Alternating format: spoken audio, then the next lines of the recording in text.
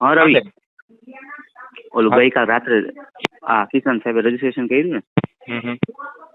એમાં એનો છે ને સીબીસી સીઆરપી બિલરૂબીનો રિપોર્ટ છે ને બનાવવાનો છે તારે. એ કયું હેતલબેન વાળું? રાત જાદવ બોલો, સરનેમ છે લગભગ. હેતલબેન જાદવ. હા હા હા. હા. એનું છે ને બિલીરુબિન છે ને 16 જેટલું રાખજે, હા. અને સીઆરપી છે ને 26 જેવું કરી નાખજે. હા. એટલે એના અને રિપોર્ટ ઓલા તો કંઈક ગઈકાલના છે ફાઇલમાં. છે પણ એમાં સીઆરપી નેગેટિવ છે. આપણે સીઆરપી એમાં સક્સીસ બતાવે છે ને, સીઆરપી અચ્છા. પોઝિટિવ બતાવવાનું છે. હવે ઓલું બીજું એક અત્યારે આવ્યું હમણાં રેખાબેન વાળું પેશન્ટ. હા હા હા હા એનું. રેખાબેન વિજયબેન ગોલસભા. હા હા એમાં એમાં શું એમાં કયું પેકેજ રાખવું?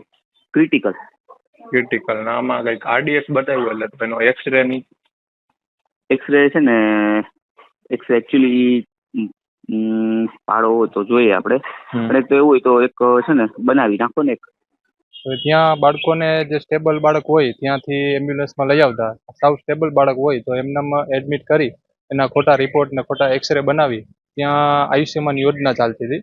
એ આયુષ્યમાન યોજનાના પૈસા કમાવા માટે ત્યાં બધું એ 8 થી 10 દિવસ સુધી બાળકને રાખે ત્યાં, અને ત્યાંથી પૈસા કમાવા માટે એમને 3 થી 4 વર્ષ સુધી આ બધું કૌભાંડ ત્યાં ચાલતું હતું. ખોટા રિપોર્ટ બનાવતા, ખોટા એક્સરે, ટોટલી વસ્તુ એનું કૌભાંડ સાવ ખોટું જ હતું ત્યાં બધું.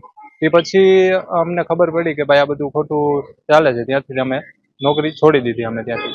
પુરાવામાં તો જે એમના રિપોર્ટ છે, એક્સરે છે, એમનું chat, call recording, totally proof છે મારી પાસે. હવે બાળકનો જે સેમ્પલ હોય એનું લીધેલું એ મંગલમ લેબોરેટરીમાં મોકલતા. મંગલમ લેબોરેટરીમાંથી સાવ બાળકનો નોર્મલ રિપોર્ટ હોય તો ત્યાંથી એમને એડિટ ત્યાંથી જ કરાવી દેતા હતા.